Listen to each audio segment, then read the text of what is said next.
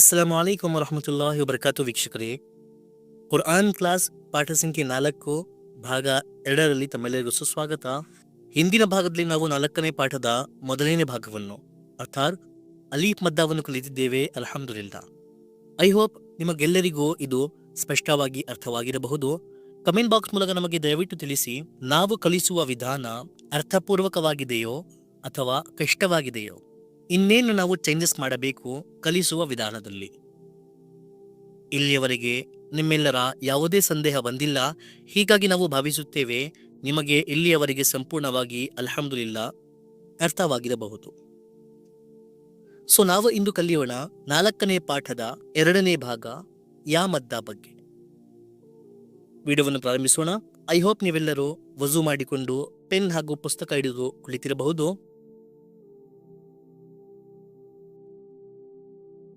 ಮೊದಲು ನಾವು ಇದರ ಹೆಡ್ಲೈನ್ ಓದೋಣ. ಪಾಠ ಸಂಖ್ಯೆ 4 ಹುರೂಫೆ ಮದ್ದ. 3 ಹುರೂಫೆ ಮದ್ದಾಗಳಿವೆ: ಅಲಿಫ್ ಮದ್ದ, ಯಾ ಮದ್ದ ಹಾಗೂ ಫೌ ಮದ್ದ. ಇವುಗಳನ್ನು ಸ್ವಲ್ಪ ಎಳೆದು ಓದಬೇಕು. ಅಲಿಫ್ ಮುನ್ನ ಜಬರ್ ಇದ್ದರೆ ಅಲಿಫ್ ಮದ್ದ ಆಗುತ್ತದೆ, ಯಾ ಮುನ್ನ ಝೇರ್ ಇದ್ದರೆ ಯಾ ಮದ್ದ ಆಗುತ್ತದೆ, ವಾವ್ ಮುನ್ನ ಪೇಶ್ ಇದ್ದರೆ ವಾವ್ ಮದ್ದ ಆಗುತ್ತದೆ. ವೀಕ್ಷಕರೇ, ಅಲಿಫ್ ಮದ್ದ ಎಂದರೇನು? ಅಲಿಫ್ ಅದರ ಹಿಂದಿರುವ ಅಕ್ಷರದ ಮೇಲೆ ಜಬರ್ ಬಂದರೆ ಇದು ಅಲಿಫ್ ಮದ್ದ ಆಗಿರುತ್ತದೆ ಹಾಗೂ ಅಲಿಫ್ ಮದ್ದವನ್ನು ಸ್ವಲ್ಪ ಎಳೆದು ಓದಬೇಕು. ಹಾಗೂ ಇದನ್ನು ಯಾವ ರೀತಿ ಓದಬೇಕು? ಬಾ ಅಲಿಫ್ ಜಬರ್ ಬಾ. ಇದು ನಿಮಗೆ ಹಿಂದಿನ ಪಾಠದಲ್ಲಿ ಅರ್ಥವಾಗಿದೆ. ಇಂದಿನ ಪಾಠವು ವೀಕ್ಷಕರೇ ಸೇಮ್ ಇದೇ ರೀತಿ. ಇದೇ ತರಹ ಯಾ ಮದ್ದ ಎಂದರೆ ಯಾ ಅದರ ಹಿಂದಿರುವ ಅಕ್ಷರದ ಕೆಳಗಡೆ ಝೇರ್ ಇದ್ದರೆ ಅದು ಯಾ ಮದ್ದ ಆಗಿರುತ್ತದೆ. ಉದಾಹರಣೆಗೆ, ಇದು ಯಾ, ಇದರ ಹಿಂದೆ ಇದೆ ಜೀಮ್ ಹಾಗೂ ಅದರ ಕೆಳಗಡೆ ಇದೆ ಝೇರ್. ಸೊ ಇದು ಯಾ ಮದ್ದ. ಇದನ್ನು ಸ್ವಲ್ಪ ಎಳೆದು ಓದಬೇಕು. ಇದು ಜೀಮ್, ಇದರ ಕೆಳಗಡೆ ಕೇವಲ ಝೇರ್. ಇದನ್ನು ನಾವು ಯಾವ ರೀತಿ ಓದುತ್ತೇವೆ? ಜೀಮ್ ಝೇರ್ ಜಿ. ಇದರಲ್ಲಿ ನಾವು ಇದನ್ನು ಎಳೆದು ಓದಬಾರದು. ಆದರೆ ಯಾ ಮದ್ದದಲ್ಲಿ ಇದು ಜೀಮ್, ಇದರ ಕೆಳಗಡೆ ಝೇರ್ ಹಾಗೂ ಇದರ ನಂತರ ಯಾ. ಇದನ್ನು ಯಾವ ರೀತಿ ಓದಬೇಕು? ಜೀಮ್ ಯಾ ಝೇರ್ ಜೀ. ಈ ರೀತಿ ಸ್ವಲ್ಪ ಎಳೆದು ಓದಬೇಕು. ಇದೇ ವೀಕ್ಷಕರೇ ಯಾ ಮದ್ದ. ಇನ್ನೊಂದು ಉದಾಹರಣೆಯಿಂದ, ಇದು ಬಾ ಹಾಗೂ ಇದು ಯಾ, ಇದರ ಕೆಳಗಡೆ ಝೇರ್.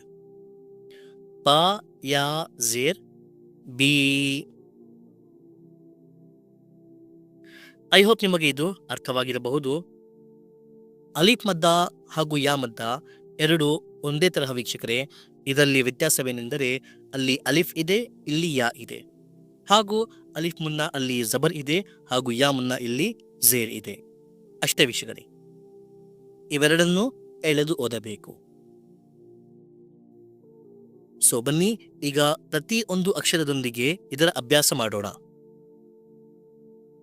ಹಮ್ಜಾ ಯಾ ಝೇರ್ ಈ, ಬಾ ಯಾ ಝೇರ್ ಬಿ, ತಾ ಯಾ ಝೇರ್ ತೀ, ಫಾ ಯಾ ಝೇರ್ ಫೀ, ಜೀಮ್ ಯಾ ಝೇರ್ ಜೀ, ಹಾ ಯಾ ಝೇರ್ ಹೀ, ಖಾ ಯಾ ಝೇರ್ ಖೀ, दाल या ज़ेर दी, ज़ाल या ज़ेर री, रा या ज़ेर री, ज़ा या ज़ेर ज़ी, सीन या ज़ेर सी, शीन या ज़ेर शी, साद या ज़ेर सी, ज़ाद या ज़ेर री, ता या ज़ेर ती, ज़ा या ज़ेर ज़ी, عين يا زير عي، غين يا زير غي، فا يا زير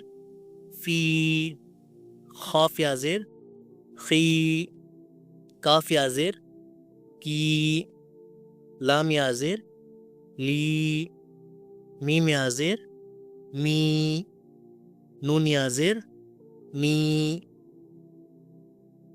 ها يا زير هي، हमजा या ज़ेर ई, या ज़ेर ಈ. ಇಷ್ಟೇ ವೀಕ್ಷಕರು. ಐ ಹೋಪ್ ನಿಮ್ಮೆಲ್ಲರಿಗೂ ಪ್ರತಿಯೊಂದು ಅಕ್ಷರದೊಂದಿಗೆ ಯಾ ಮದ್ದವನ್ನು ಯಾವ ರೀತಿ ಓದಬೇಕು ಇದರ ಅಭ್ಯಾಸ ಆಗಿರಬಹುದು. ಇದಾಗಿತ್ತು ವಿವಿಧ ಅಕ್ಷರಗಳೊಂದಿಗೆ ಅಭ್ಯಾಸ. ಈಗ ಈ ಯಾ ಮದ್ದ ಪದಗಳಲ್ಲಿ ಉಪಯೋಗಿಸಲಾದರೆ ಅದನ್ನು ಯಾವ ರೀತಿ ಓದಬೇಕು?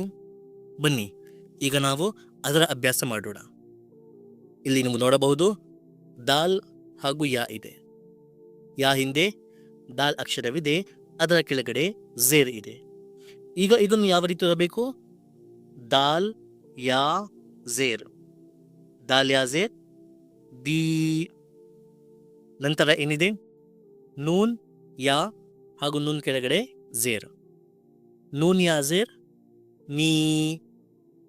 ಏನಾಯಿತು? ದಾಲ್ ಯಾ ಝೇರ್, ದಿ, ನೂನ್ ಯಾ ಝೇರ್, ನೀ, ದೀನಿ. ಎರಡನ್ನು ಸಹ ಎಳೆದು ಓದಬೇಕು, ಏಕೆಂದರೆ ದಾಲ್ ಹಾಗೂ ನೂನ್ ಈ ಎರಡು ಅಕ್ಷರಗಳಲ್ಲೂ ಯಾ ಮದ್ದ ಇದೆ. ದೀನಿ, ದೀನಿ ಈ ರೀತಿಯೂ ಓದಬಾರದು, ಅಥವಾ ದಿನಿ ಈ ರೀತಿಯೂ ಓದಬಾರದು.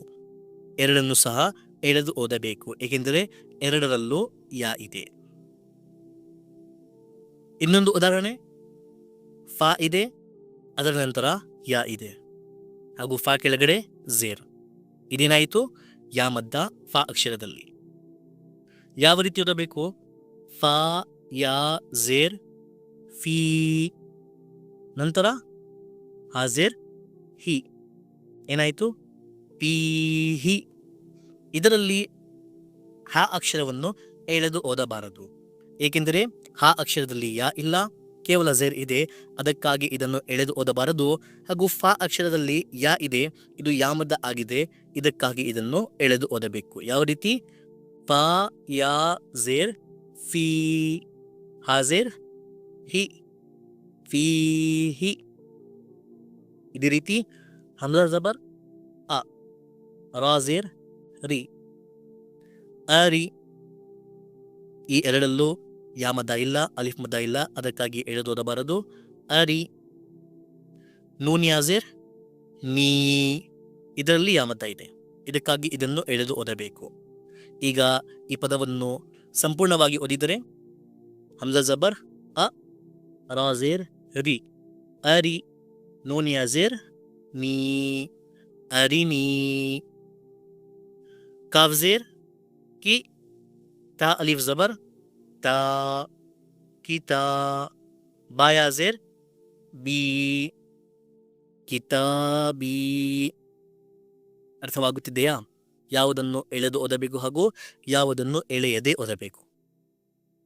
ಮೀಮ್ ಜಬರ್ ಮ, ಫಾ ಅಲಿಫ್ ಜಬರ್ ಫಾ, ಮಫಾ. ತಾ ಯಾ ಝೇರ್, ತೀ, ಹಾ ಪೇಶ್ ಹೋ, ತೀ ಹೋ. ಈಗ ಈ ಸಂಪೂರ್ಣ ಪದವನ್ನು ಒಂದೇ ಸಮನೆ ಓದಿದರೆ ಮಫಾ ತೀ ಹೋ.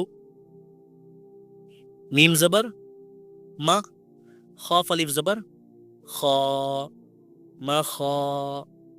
दाल या ज़ेर दी, मखादी.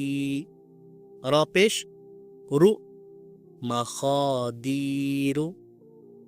हमजा ज़बर अ, खा या ज़ेर खी, अखी.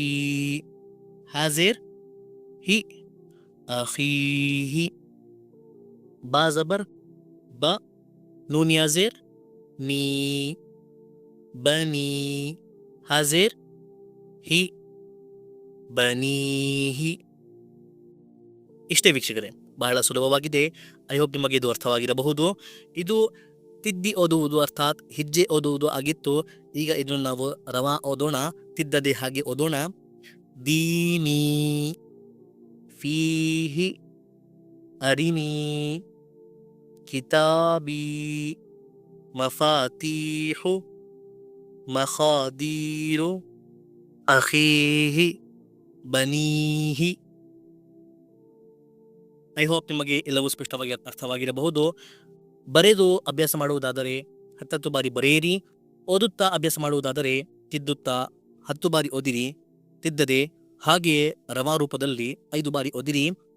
ಹಾಗೂ ನಾವು ಕಲಿಸುವ ವಿಧಾನ ಹೇಗಿದೆ ಇದರ ಬಗ್ಗೆ ಅವಶ್ಯವಾಗಿ ದಯವಿಟ್ಟು ಕಮೆಂಟ್ ಬಾಕ್ಸ್ನಲ್ಲಿ ನಮಗೆ ತಿಳಿಸಿ.